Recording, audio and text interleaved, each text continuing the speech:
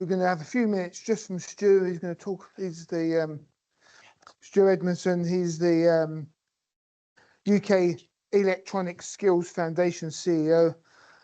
He's going to talk about semiconductor strategy for the skills and education. Thanks, Mike. 5 minutes and then you're allowed a leg stretch. Something completely different or more broadly after those really interesting talks this morning.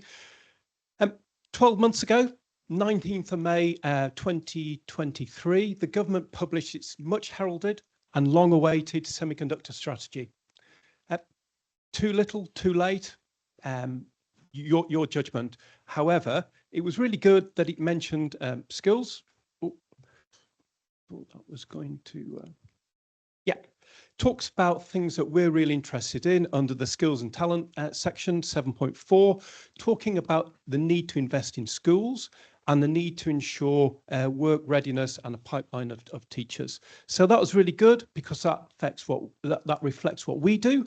Who are we? We're the only charity in the UK, the only organisation in the UK that's looking to encourage more young people to get into electronics and semiconductors.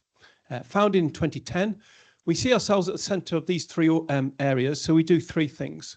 We've already supported more than 700 schools in providing projects, activities and resources to help teachers deliver the electronics part of the curriculum in an engaging way. We supported more than 850 students with a wraparound programme with our scholarship scheme, and there's actually a few of our alumni in the session here today.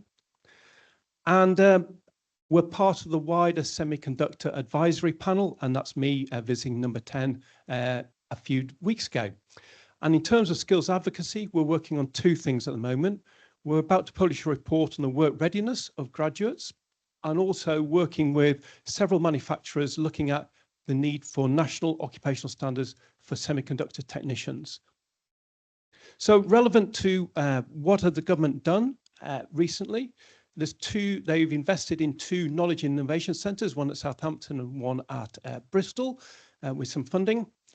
They've also invested some research and led by Themis at Edinburgh University. There's a consortium of 4 universities looking how AI can help the development of electronics and semiconductors. And relevant to the UKSF and schools through Innovate UK, there's been almost £5 million invested in 11 projects to help the skills pipeline, particularly in schools. And we're a recipient of one of those grants, which has allowed us to develop an integrated programme for 40 schools in Wales, which we're currently delivering. And also, as a spin out to that, we've developed some CREST awards. So over break and at lunchtime, maybe we could talk about how we could highlight to younger people verification. Wouldn't it be great if we could have some schools related projects to raise awareness and generate interest in verification as a topic? And it'd be great if we could collaborate and maybe discuss how we could do that.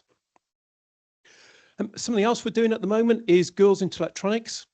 We're in the series of 12 events at different universities across the UK. We've had one at Strathclyde University, one at Heriot-Watt, Queen's Belfast on Friday, and then 9 in England, as part of a wider strategy to address the gender balance.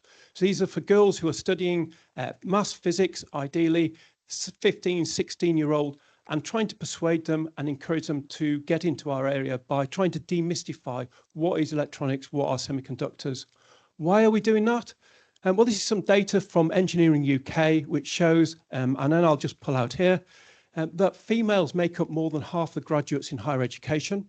In terms of engineering, which is a blue, it's almost 20%, but in electronic and electrical engineering, it's only 13.5% of students. And looking around the audience here, I think that's actually it's probably less in our field, less than 13.5%.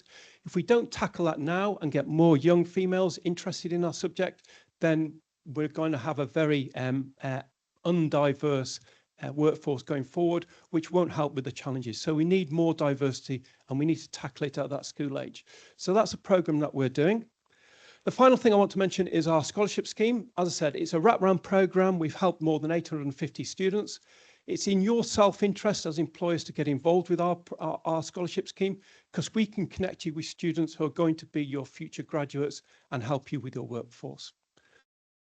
I am going to be around, so please come and talk to me over lunch and at break, and thank you for your attention. Thank you.